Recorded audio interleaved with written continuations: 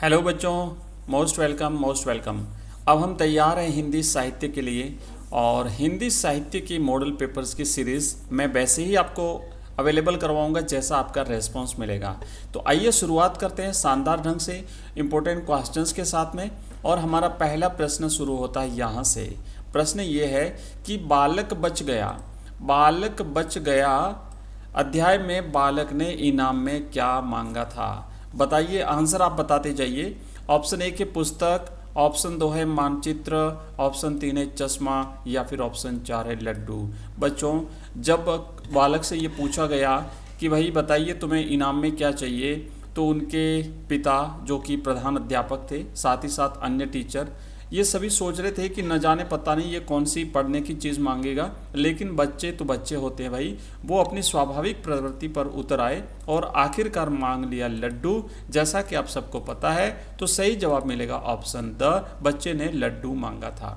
दूसरा प्रश्न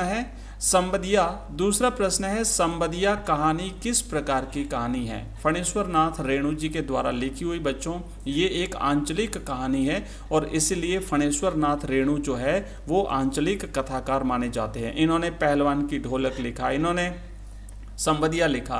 तो ये आंचलिक का मतलब होता है किसी अंचल विशेष, किसी प्रदेश, किसी इलाके से रिलेटेड वो जो कहानियाँ लिखते हैं, वहाँ की मूल विशेषताएं लिखते हैं, वहाँ के शब्दों का प्रयोग करते हैं, वहाँ की बोली, वहाँ की संस्कृति को अपनी कहानियों के माध्यम से दिखाते हैं। तो ये राइट आंसर रहेगा, आंचलिक कहानी है।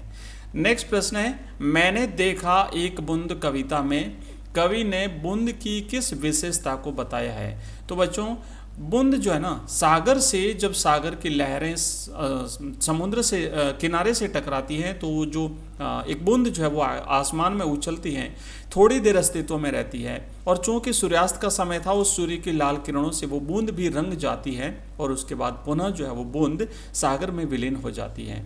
तो कवि यहाँ पे इस बूंद की विशेषता से ये बताना चाहता है कि जिस तरीके से बूंद क्षण भंगुर है, थोड़े समय के लिए अस्तित्व में रहती है, उसी तरीके से ये मानव भी क्षण भंगुर है।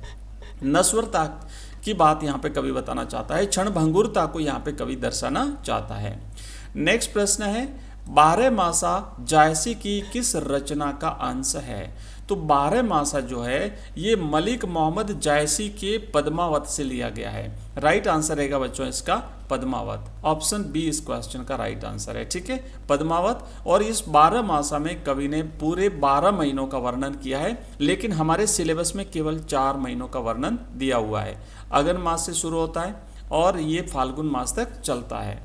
तो ये इनके पद्मावत जो रतन सेन और पद्मावती की कहानी है, उसी में से लिया गया है, जिसमें नागमती जो है वो नागमती की वीर वेदना का वर्णन 12 मासा में किया गया है।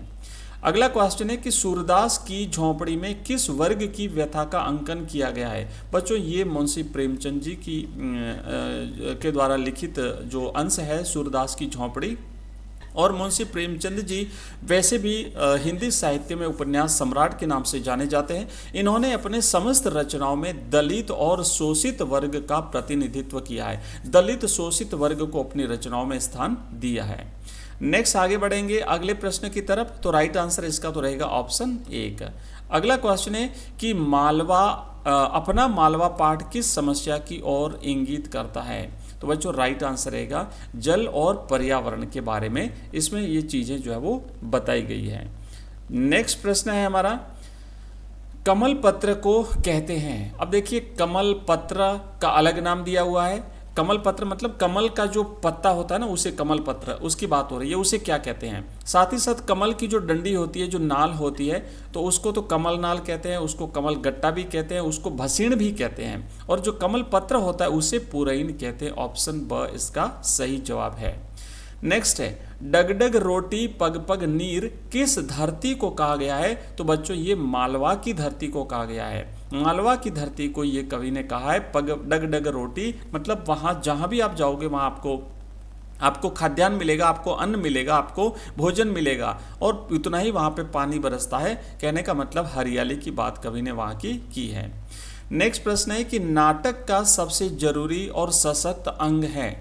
जिसके माध्यम से कथा की गति बनी रहती है। तो बच्चों राइट आंसर रहता है, नाटक में एक्चुअली संवाद होते हैं और संवाद के माध्यम से ही उसमें गति बनी रहती है। तो सही जवाब रहेगा ऑप्शन स।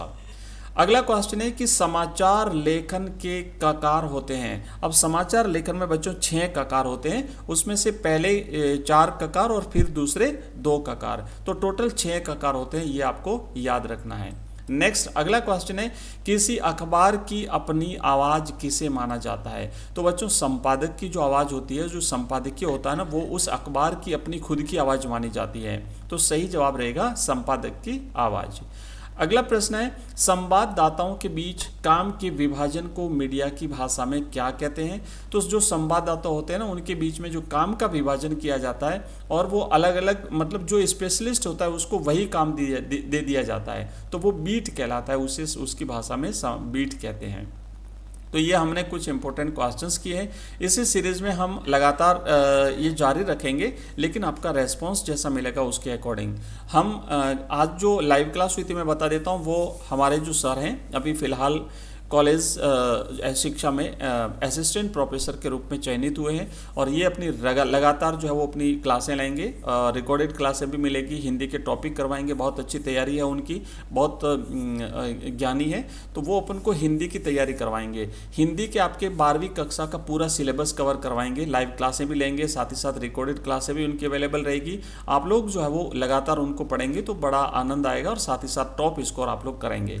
तो मिलते हैं नेक्स्ट क्लास में, तब तक के लिए जय हिंद जय भारत।